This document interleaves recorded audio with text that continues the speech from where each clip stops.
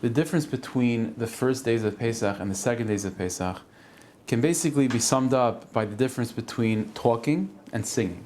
That's basically the difference. The first night of Pesach, for example, it's all about talking. It's a lot of talking. The Haggadah, Sibri Tzis Mitzrayim, to talk as long in the night as you possibly can. Kol Amar Lasapa, Hariz Meshuvach. It's a lot of talking.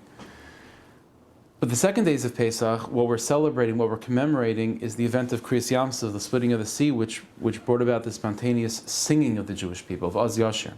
And so that's ultimately what we're celebrating in the second days, is a transition from talking about God's greatness to singing about God's greatness. What does that mean? So it means like this. An idea that I fully understand and I fully comprehend, that's an idea that I could give over in words.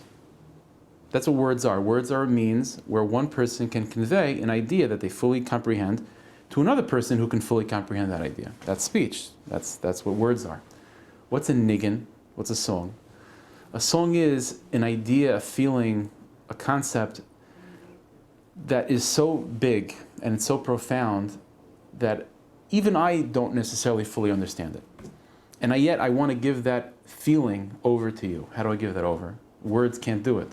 It's too big for words to contain it. It has to be given over in a song. A song is a means by which a feeling, an experience can be transmitted that's too big for words to express. And so Yideshkeit, there are words, there's a beauty of Yideshkeit which can be said in words. That's the beauty of Yideshkeit, about how beautiful Torah is in terms of everything makes sense, and how the Rebbeinu Shalom runs our lives, and stories of Hashgacha Pratis. It's all beautiful. And there's a certain beauty of Yideshkeit that can be transmitted in words, and that's what we're celebrating Pesach night, the first days. We're trying to give to our children the beauty of Yideshkeit that fits in words.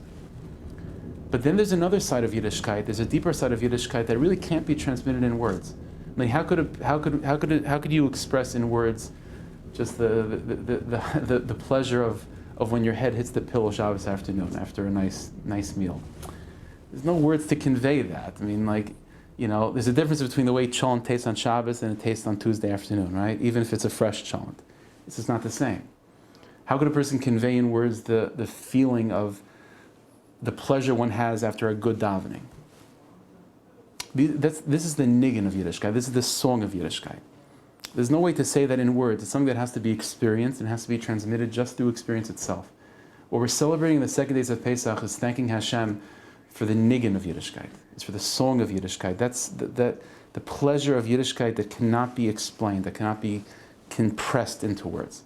And that's a transition from the first days into the second days. We're moving from talking about thanking Hashem with words to thanking Hashem with a niggin for a niggin.